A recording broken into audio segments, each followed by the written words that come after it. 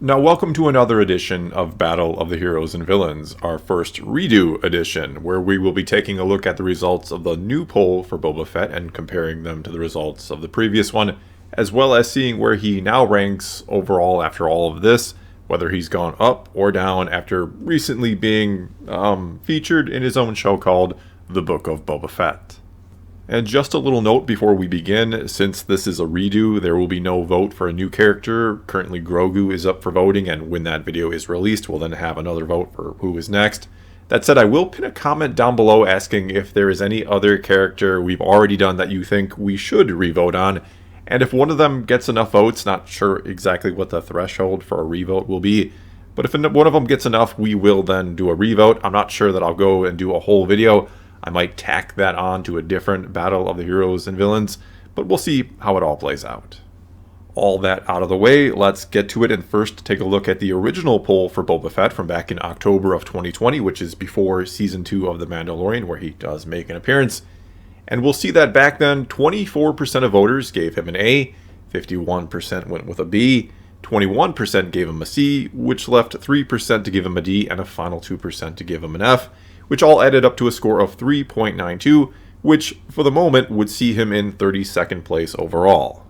But when we take a look at the results of the current poll, we'll see that now only 9% give him an A, 44% a B, 34% C, and then 9% D, and a final 4% F, which, when we do all the math, sees his score go from the aforementioned 3.92 down to 3.45.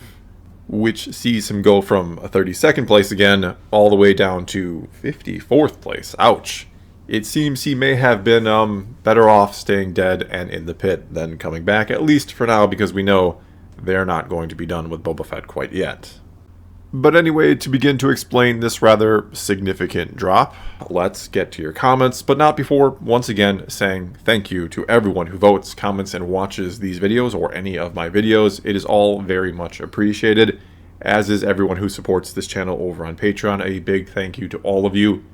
And so now let's begin, as we always do, with the top-rated comment, which this time came to us from Emperor Cubone, who said, 4 words, where did he go? Why was he written out of his own show? So many bizarre choices. I'm not even saying they were all bad, but it's weird to have a biker gang straight out of Cyberpunk on Tatooine.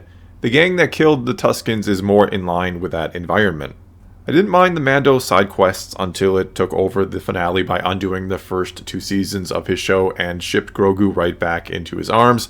I know that had to come from the higher-ups, but I'm astonished John and Dave allowed the story to take a hit like that.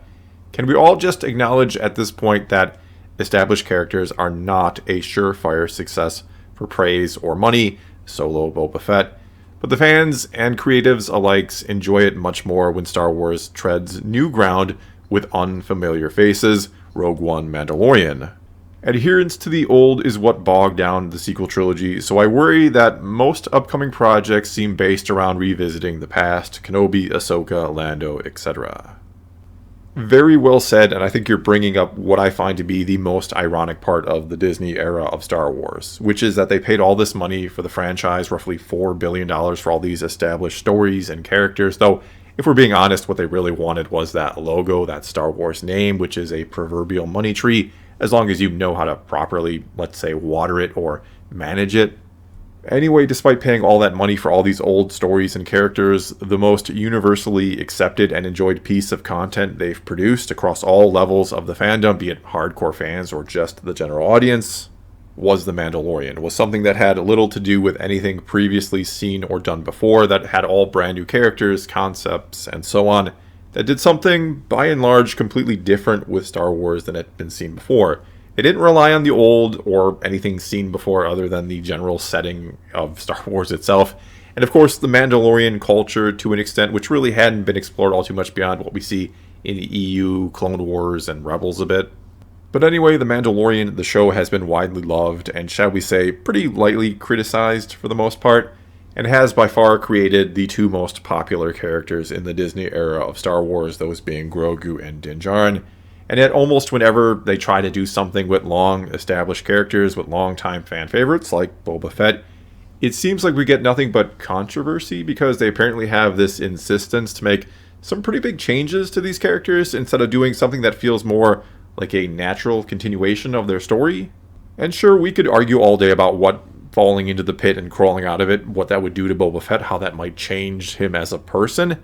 And most will say that the Tuscans did change him, which, yes, is obviously the case, or meant to be the case in story. And I'm not saying it's a terrible story, but it was still their story idea, that this was what they came up with and went with for the character. But they didn't have to do that, as much as we, for the fun of it, for the sake of immersion, at times want to kind of treat Star Wars like something that actually happened, like we're looking at past history set in stone. It's not that. It's obviously created or made up by writers. And so they could have gone a whole different route with the Book of Boba Fett with this character. He could have gotten out of that pit more pissed off than ever and gone on a revenge spree that led him to a bunch of his old enemies, including Cad Bane, who could have been perhaps set up better in the series, as well as maybe even going eventually toe-to-toe with Han Solo, who knocked him in the pit in the first place. Now, would that have been blatant fan service and a series full of, shall we call them, empty calories when it comes to the story itself? Sure, probably. I'm sure there would have been people upset about going this direction too, which, to sum this all up and stop rambling, is kind of the problem with using these fan favorite characters. It's hard to find the blend of doing something kind of new and unique with them without straying too far from what fans really want and expect them to be. And so far, if the results of this poll and the drop of Boba Fett's overall score are saying anything, they're saying Disney is having a real trouble finding that middle ground with these old characters. Alright, and now let's move on to this comment from James Tobias Stewart, who said, "The confusing thing is to me is that he was written perfectly in Season 2 of Mandalorian, where yeah, he was a man of his word, but there was a ruthlessness to him that told you he was not a man to be screwed with. Then his show made him less a crime lord and more a man trying to get elected mayor. Just to clarify, that version of Boba Fett is a C for me, and honestly, that's me being generous because I know that Morrison is he's capable of so much better and wants to stop being this Boba Fett if any of the behind the scenes reports are true." There's also then this comment from PJWTFCK, who said, "I think the show was pretty cool overall, or pretty good overall. The Tuscan moments were cool and I didn't mind the finale. I just wished the last 3 episodes had more focus and that perhaps we could have seen a broader scope of Boba's life, including his whereabouts from the Clone Wars through The Mandalorian, as well as his time with Jango. Hoping we get a Season 2 that does those things." Also, we have this one from ADR1 Filet, who said, "His show, aside from the flashbacks, honestly did him dirty. Everyone else making decisions for him needing a babysitter all the time, and a literal Vespa gang being your muscle. Boba is still such a good character, and I feel confident that they'll do right by him at some point, but this lowered him in my eyes, B from me." And I don't really know where they plan on going next with Boba Fett, where they go from here, though obviously they have some plans for him, or I'm pretty sure they do. But the way the show ends kind of implies he's happy being the new sort of mayor of Mos Espa, for the people type mayor. That what he talked about earlier, that he wanted to be a new type of crime lord, essentially, one that ruled with respect and that would make them all rich, and that it was all about not seeing his kind die needlessly anymore, from taking jobs from fools, essentially. All that kind of gets dropped at the end, doesn't it? But anyway, let's now move on to this one from Alex Golden, who said, "Anytime you make a story about a mysterious character, you're going to lose most of that mystery, and there will always be people upset. However, I feel like there were still some interesting ways you could have taken Boba in with what The Mandalorian Season 2 set up, and ultimately his story went a little too soft. They do remember that Clone Wars got dark sometimes too, right?" Also here we have this comment from Caution Time, who said, "Prior to The Mandalorian, Boba Fett was a mysterious character with only one developed attribute, ruthlessness. Rather than exploring and adding to that one attribute, Favreau and Filoni discarded it with a paper-thin explanation. This was a baffling misstep. We finally got to know Boba Fett, and apparently he's a chump who tiptoes around criminals' feelings. Grade D." Then there's this one from Christopher, who said, "I used to never put much credence in the whole mysterious background makes X better idea, but to be honest, I think that fits Boba Fett so well. If all you knew was the movies, he was this badass looking dude with a jetpack and a reputation for disintegration, and actual competence as he tracked down the Millennium Falcon when no one else could." Eventually you learn he's a Mandalorian, which is a fighting culture, and that's about it. That's all we needed for so long. So much of his badassery was in his reputation and his armor. Dude had braided Wookiee hair on his armor. I didn't mind looking into his childhood as much, but even learning he was a clone took a lot away from him. The show took away more than we ever needed as we spend more time with him not wearing his helmet than otherwise. It's also sad that Din Djarin is everything Boba Fett could have been, and more. And if they try to course correct Boba Fett, it'll just look like they are turning him into Din. Alright, and next up we have this one from Goremass, who said, I actually thought he was going to be higher after Mando Season 2, but after his own show, it feels like he lost all of what made him popular. The mystery, the badassery, and the ruthless, cold-blooded killer who would take any job for the right price. This is coming from someone who had him as an A, or if possible, a B+. And sometimes, oftentimes, the mystery is more interesting than reality or what they can come up with. And though I think they did a great job of expanding Boba's character in the EU, giving him a worthy and interesting story there, I felt like everything here in this series was a bit too rushed or even forced. I felt like we could have tried to establish him more so as that badass bounty hunter everyone's thought him to be, and that we've been led to believe since we first see him, before you then try to maybe change him up a little bit or nudge him in a different direction and set up something bigger and better with him later on. I really think this was a time with this particular character to embrace more of the fan service side of things, at least at the beginning. Start by giving people what they probably expected. Have him, like I said, get out of that pit more angry than ever, and then he goes on a killing spree, taking out some old rivals. And he doesn't even care about getting his armor back right away. He just is out for vengeance, only to slowly but surely realize this isn't who or what he wants to be, that he's not a killer for the sake of being a killer. Instead, he's a simple man trying to make his way through the galaxy that happens to have a particular set of skills. And that maybe he should or could use those skills to do something else besides kill or kill for money, to not just be a bounty hunter anymore, but maybe a crime lord, something a little bigger and better. Subvert our expectations even and have the whole show take place before what we see in the Mandalorian post-credit scene. Have the whole show be him, again, seeking vengeance only to realize in the end he can be so much more, and then he takes Jabba's old throne.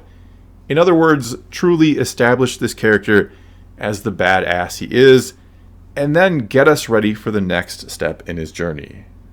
Alright, and next up here we have this comment from Shane Becker, who said, honestly, I like where they went with this character. It was pretty normal and not out of character to feel somewhat betrayed by the people who hired you, and I like how Boba Fett acknowledged that and wants to have honor going forward.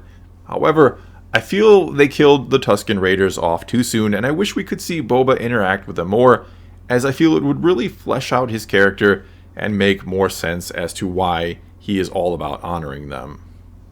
And like I said before, they didn't have to go the Tuscan route with Boba Fett and kind of change him, or have that be what changed him. I'm not saying I didn't like it or that it doesn't work, but they didn't have to do it. But the fact that they did it and then they seem to forget about the Tuscans by the end of the series is kind of confusing to me. I was kind of surprised not to see that Rancor being followed by a small army of Tuscan Raiders in the final episode, and then to also maybe see the warrior Tuscan who was training Boba, to have him have survived and then to come back. This all then leads the Tuscans coming to save the city. This all leads to the people of Mos Espa seeing maybe that they're not so bad, they're not such brutal killers, and that perhaps relations between the city folk and the Tuscans will be different going forward. Now, would that have been a bit cheesy? Yeah, probably, almost certainly. But at least it gives the Tuscans some part to play, some purpose in the back half of the series. Plus, and this was so obvious, I don't know how they didn't go in this direction, but it should have been Cad Bane who had been the one who killed all the Tuscans in the tribe, not just random Pikes, apparently. Alright, and now let's move on to just a few final comments before wrapping this up, starting with this one from Cutie, which is a bit too long to read, but again, I like sometimes to just put these comments up there that are a little too long, and you can pause them and feel free to read them. I always appreciate people who take the time to really lay it out, and this is another really good example of that. Okay, next up here we have this one from Star Wars 34, who said, say whatever you want about how they did the character in the show, but you can't deny how amazing Tamora Morrison was. He just looked like he was having fun the whole time and gave us some incredibly awesome scenes with his voice and facial expressions. I also love how they incorporated some more Maori elements in the music and his fighting style, both in the Book of Boba Fett and Mando. Our next one then comes to us from Argobot, who said, Boba will always be an A for me, no matter what they do to him. I will always have my 30 plus years of love for the character, comics and books and movies. He will always make me cheer when I see him on screen, A plus times 420. We also then have this one from Cassandra H, who said, to me he went from an A to a C. While I understand that he wanted to turn his life around after his near-death experience in the Sarlacc, his entire arc was so poorly written it cannot be taken seriously, so now Boba is just a shadow of his former character, and the fans have only the vaguest idea of his motivation, or who he is going to become. Then there's this one from Deadeye4047 who said, Boba got sidelined in his own show, the actor had problems with his character's behavior, in the end it felt more of The Mandalorian show with some Book of Boba Fett in it. It also felt like they started out with a plan, then some creative differences emerged out of nowhere, then they caved just to keep the show running. As much as I loved the not Book of Boba Fett episodes, I'd rather have watched Boba learn to ride his Rancor, name it, and treat it like a big frickin' dog. At least then it would have been a Boba Fett show about Boba Fett. I'd have loved to have seen Din get his things in his own show. We also have a comment here from Your Soul who said, Boba Fett was always one of my favorite characters, simply because of his awesome armor and voice. I was excited for all the naysayers that said stuff like, Boba Fett is overrated and not a real character, to be shut down with the new show, but that didn't really happen. It honestly feels like those people were actually proven right, because they didn't draw from the EU at all, which is where the character really shined and came into his own. I'm not mad, just disappointed as a lifelong Boba fan. Moving on then, we have this one from Damonic, who said, I always liked the character since his debut in the holiday special. Yep, I'm old enough to have seen the original broadcast. But I feel he has been let down by his own show. What should have elevated him has made him less appealing. The intended effect to humanize him and explore his motivations and changing attitudes could have been done without reducing him and upstaging him in his own story. He's gone from a B+ before the show to a C after. He's not as compelling now as he was before his return to live action. I agree with Tamora Morrison that more helmet, less chit-chat would have made a difference. And finally here we have this comment from Thanos 6.0 who said, I generally hoped the series would improve Boba Fett as a character in the same way Clone Wars improved Darth Maul as a character. I can see what they tried with him in his show, but sadly Book of Boba Fett turned out to be a slow, unfocused mess. I actually enjoyed him more in The Mandalorian than in his own show. Well, that's all I've got for you this time. Now it's your turn to take to the comments below and tell me what you think of Boba Fett now compared to what you thought of Boba Fett before his series. And also let me know if you think there are any characters we should redo. I'll have a pinned comment below where you can make suggestions and or vote for which one you'd like to see. Whatever the case may be, you know what to do. Leave a comment somewhere and let's talk some Star Wars. And until next time, thanks for watching.